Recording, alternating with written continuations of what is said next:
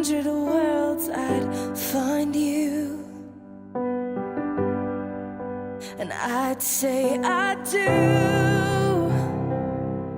for the rest of my life. With all that I have, I do, and I will. When the sky is falling, I promise you I'm all in, no turning back. And every day,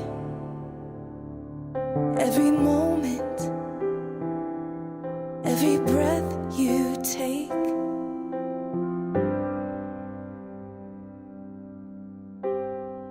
I choose you.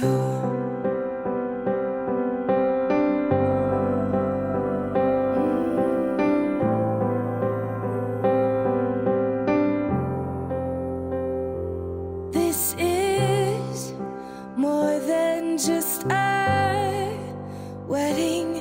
This is etched into eternity. With our union, we will move mountains. We will live on our knees, 'cause he'd choose us in 100 lifetimes. He'd choose. Garden of Eden. The Word of God says in Psalm 127 verse 1, unless the Lord builds a house, the work of the builders is wasted. Unless the Lord protects a city, guarding it with sentries will do no good. Second reading, unless the Lord builds a house, the work of the builders is wasted. Unless the Lord protects a city, guarding it with sentries will no good. Let us pray. Father in heaven, Lord, thank you for this opportunity to gather in this place, Lord, to union ng duha ka naghinigugmaay. Bless us this afternoon. May your grace upon us. In Jesus' name, Amen ug Amen. Please all be seated.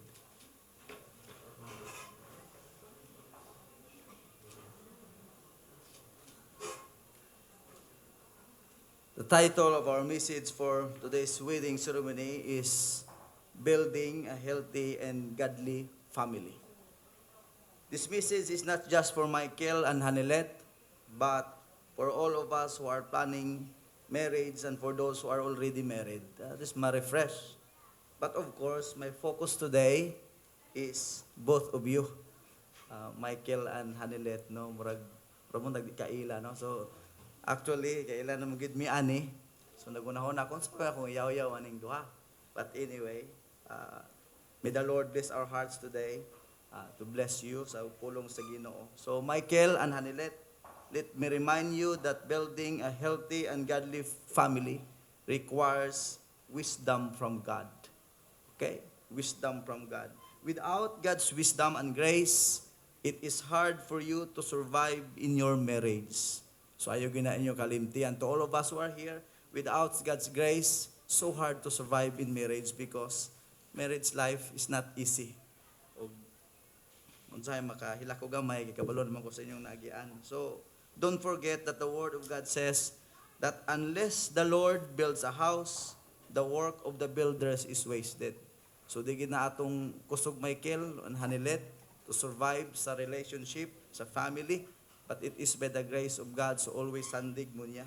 So, it is clear that only by the grace of God will our family and marriage be healthy and strong.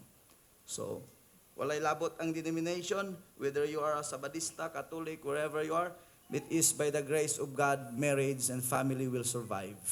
No, wala iyang blessing di. So, in other words, we cannot build a healthy and godly family if our hearts are not connected to God through faith in Jesus Christ. So, ayun yun na kalimti duha. Kana may magkasal no, ang inyo bang una-una, dili na lang ma-absorb tanan kay excited naman kaayo. Pero sige na lang, mo wali lang ko gamay, ha? So Michael, Hanilet, don't forget that para sa inyuhang pagpadayon sa kaminyoon o sa pagbuild sa family, ay gina nyo kalimti ang inyong relasyon sa Ginoo para maging healthy. Walay perfect, Pero ang tabang na gyud sa Ginoo nga makasurvive sa relationship. I know that both of you, your hearts are already connected to God. Huwag nakasaksi ko sa inyong journey. I know that you have Jesus in your hearts, but for a long period of time, so akong advice mo ni, don't let your hearts grow disconnected from God as you take your journey as a couple. Okay? Ayaw kita. Ang kabisihon sa trabaho, Michael, o hanilit, ayaw itugot nga mo'y muguba sa relasyon ninyong duha o sa family. Amen? So, mo ba na mo so dula lang po mo basketball o sa inyong hilig sa bata. Give time, no? I think our problem today is we focus too much on earning money, which is not bad, pero kung sobra na, wala na po yung time sa family, I think that's the big problem. What will happen to your kids kung wala na po yung journey or ma-feel nga love or bonding sa family? So remember that the moment your hearts are disconnected from God, there is a big possibility that your marriage or family will be broken. O daghan na kayo yung mga nahitabuan na. So ayaw niyo ipalayo ang inyong kasing-kasing sa Ginoo ay tugot nga maguba. Ay masugot pong sa dili mag-away magid mo, di ba? So listen to God. Kami may inigli. Mag-away biyami ang among sabot. Basta mag-away may Michael, kabalo naman ka, ako naman ang gina-share. Dili lang gid ko matulog og laing balay. Anang mga amigo ba? So bahalag murag na barrier diha hanilit nga dako kaayo kay di na kaganahan mo tapad sa imong bana. Higda lang kay pagkaugma na magtandayay ra man gihapon, ha? Kay kung malayo man gud mag-away na kaayo mo nya imong friend magto kasi imong friend daghag mahitabo nga dili maayo. So the more mo mag-away, kaming ining advice, tapad lang bahalag murag dako kay nga pader murag manggilngigan ka mo. Kaming mga minyo nakagi magitana no pero tapad. In fact, nakoy na experience sa life, tulog lang ikog sala di ko nahanap tapad sa kong sawa nag-away mi duha. Yaman po kung sipaon, pangit kaya ang result pagkaugma. So among sabot karon bisa kung mag-away, tapad lang gihapon, bahalag na iunlan, basta kay tapad. At least, safe. Di ba? Safe. So, please, continue to be connected to God through faith in Christ, no matter how hard life is. No, di gumingon nga sayo ng kinabuhi. Remember, nung dumigid ni, marriage is not an easy journey, which is why we need to always be connected to God to avail His wisdom in handling the hard realities of marriage. No. Kami ni Doc, nag-away mi, kabala ka sa hinungdan. Kabo, kay si akong misis, grabe ka na by number. Ang kabo sa CR, dapat di mo gawas. No. So, sige na lang. No. Ang ako na lang, pasabot, gamay ragay nga butang lalisan pa. So, ang kaminyoon, dili sayon, the longer nga mag-uban mo, grabe ang adjustment, walay pag-undang ang adjustment, so always be connected to God. So Michael and Hanilet, and to all of us who have been married, let us keep kneeling our feet to God in prayer to be ready in facing the hard realities of life in marriage. Apil na diha ang masakit ang bata, no? Sakit imong sa pagtapik na ko ana ko kabalo ko sa inyong journey, but thank you sa Ginoo naka-survive through God's grace. No. Lisod kayo ang kahimtang ba sa kaminyoon kay wa may exempted sa kwartahan ka nagay problema. So only by God's grace, kneel down, pray, Lord, help me to survive, help me to stand in my commitment. Kay bisan unsaon natog paningkamot kel ug hanilit sa kinabuhing minyo, dili gyud puros kahayahay ang maagian na agyoy mga kalisdanan usahay. No? Di gyud na ato na lagi nang dawaton. Pero I hope nga diha sa kalisdanan, mas diha ninyo ipakita sa usag-usa ang inyong paghinigugmaay. Okay? Kung amigo kaay mo magbidyoki, magwanda more, dapat mo amigo kaayo pag naay problem. Magdinayungay duha. I know some hardship that you have been through, ug akong nakita, wala man pud mo gibiyaan sa Ginoo. Malumon mo sa ako ang gipasabot, grabe ang journey. So please, Michael and Hanilet, don't give up in your commitment to each other as a couple. Okay? Sabot ito na, amigo, friend ta sa Facebook, mga saba ko pag dili. So just call me because you need someone. So if you think I can help you sa inyong problem, you can chat, you can video call, mo naman na ron, kitang tulo, no? Because marriage life, whether you believe it or not, you need some godly advisor. Diba? So me, I have my own. Kung nako struggle sa kuang, may mga couple nami duulan, nga kabalumi nga ang advice, dili mapalayo, kung dili ka nang mapasagi uli. So pangita gid Michael, ayaw gid atong advisor nga kana imong asawa, nga na maginakil sa una, ayaw gid na, ikaw pud hanilit. Pangita gid advisor nga moingon nga balik na no, balik yun. Because remember your commitment today, you committed it to God in witness of this many people. So stand for it.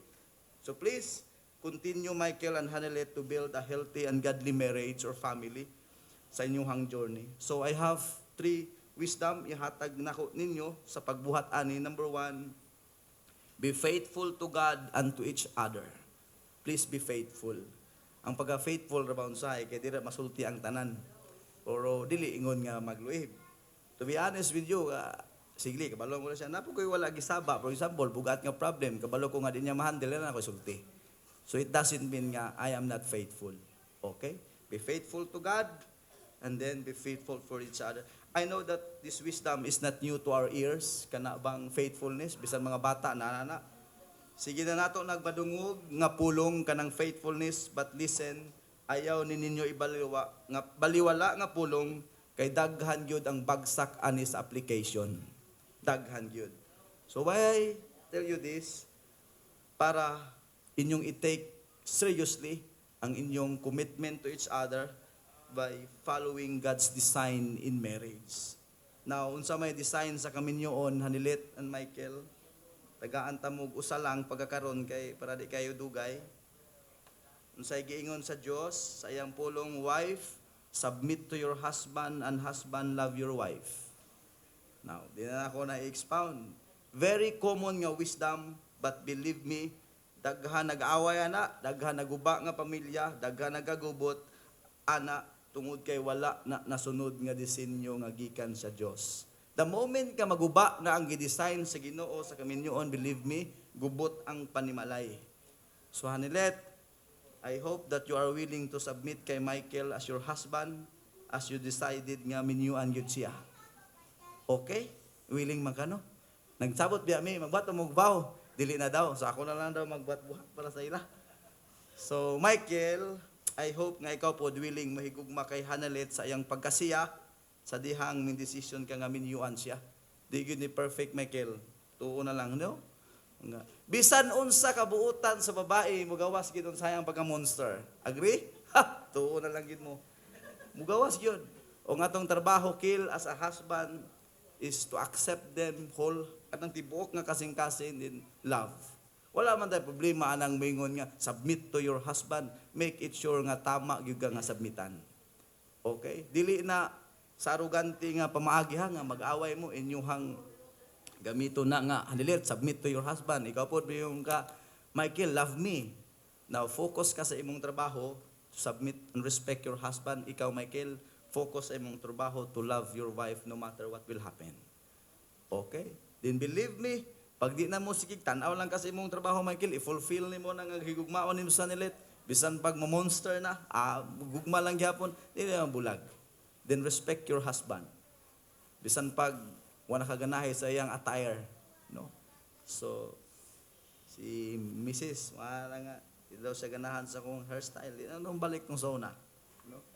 So please Michael and Hanilet, please respect and be faithful to each other, okay? Number 2, be prayerful, no? Whether you believe it or not, prayer is a way to build a healthy and a godly family. Prayer. Why? It is because prayer allows you to hear God's wisdom for building and maintaining a healthy and godly family and marriage. So, whether manguros ka o dili, do it, basta kayo nakig-istorya kas Ginoo. Amen. Before you sleep, to be honest with you, even me as a pastor, kapoy naman sahay, biya ka ng kapoy kay kas trabaho, at least mo whisper na ako sa Ginoo, good night, Lord. It's a way of communicating to God. And I think, dili kayo ka ng grabe ka dimensional, manglukod, paginmutan. Just whisper to continue to pray, okay? So please, Michael and Hanilet, be prayerful. Sabi na ka Hanilet, kay ikaw ra ba ang kahayag sa tahanan daw, no? Aligi si Michael. Sugot kag sa dili Hanilet, pag maguba na inyong mood, Maapektuhan gud ang balay. To kana Michael, adugay naman mo nag-uban. Bisan unsa ka gwapo kayo ang harmonya sa balay. Basta maguba na ang mood sa girl. Pil na tanan. No? So please be prayerful. Kay bibo na kayo sila sa ibang mga anak. Nagbidyuki, nabuak ang grabe ka precious kay nimo nga tasa. Ay labod ibaylo ang imong paghigugma sa imong pamilya tungod sa tasa. Amen. When I bought una na ko nga car, gasgasan gid ay gibutangan sa kong anak ko garas-garas ba. Ayang purpose is limpyuhan niya kay hugaw. So sa idea mga 3 years old. So gigamit niya so nagasgas yun. Ako tanang kasabaan si Zach, but God reminded me, love your son more than the things that I give to you. Amen. Daghan kay nabunalan in sakto Michael ug hanilit ang hinungdan kay naka 75 bra. 74 beta suna. No? So karon di kay ko magdemand, basta akong ipakita is love. Okay? That's the way we handle a godly and healthy family, Michael and Hanilit. So, have a communication always. Pasabot, pag istorya gid mo unsahay. No? Nakoy gamay nga pahimangno, pag wala na gani mo communication, allow me to say this with respect from my heart, your relationship is not healthy anymore. So please be connected. Bisag chat na lang, nangapin na kadiya, ana, kaabot na ka, simpleng ang hadlok na bas mga kaminyo, no? Sa uyab pa, nag-eat na ka, dear, blah, blah, blah, blah. Pag minyo na, ang bayad sa tubig, ang bayad sa palit pang bugas, nga na naman topic, ang tuition. Ang taon, tagayin yung space in yourself to take a deep breath, then enjoy po ng panagsa. Ibilin na naman mo yung ninong, no? Ninang. Bilin na unsahin inyong anak, i-baggage counter ba? Para na mo time with each other, okay? Kaya sometimes we need that.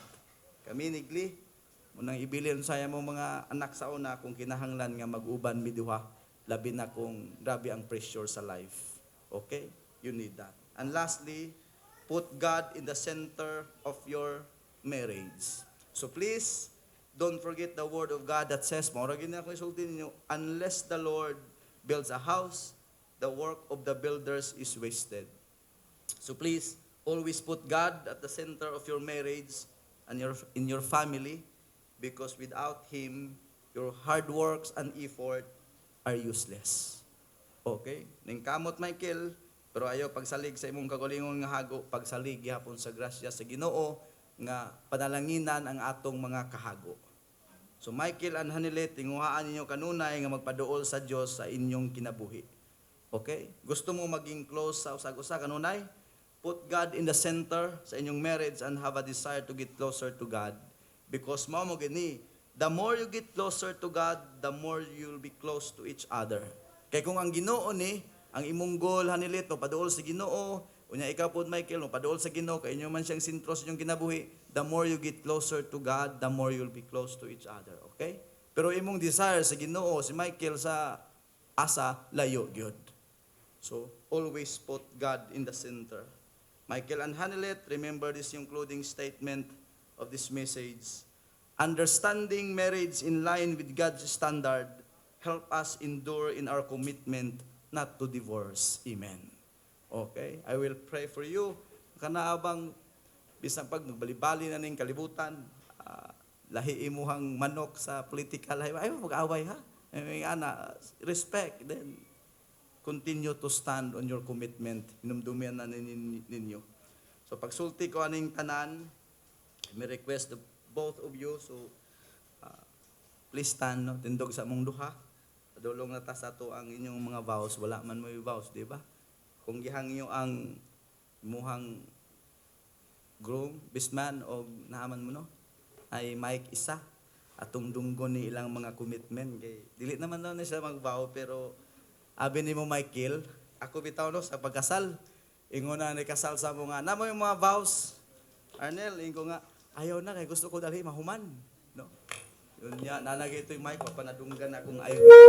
So karon, dapat madunggan.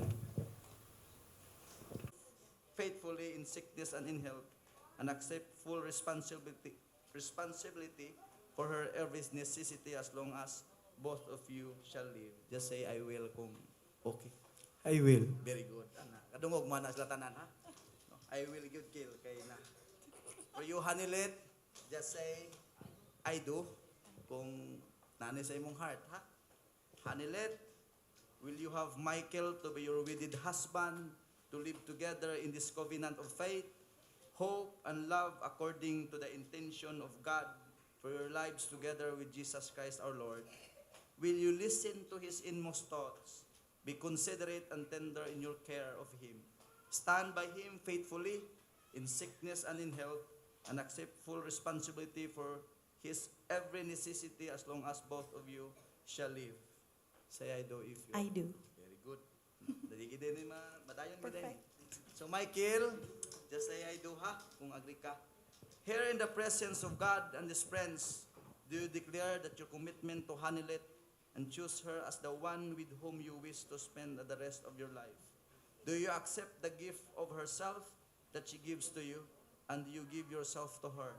Do you pledge to endure all the difficulties that may come your way, even as you look forward to sharing the joys to be experienced together? I do. So Michael, pag idol ni mo ato, bisan pagdaghan kayong mga sikat nga artista karon ng mga gwapa kaayo, di na gid pwede.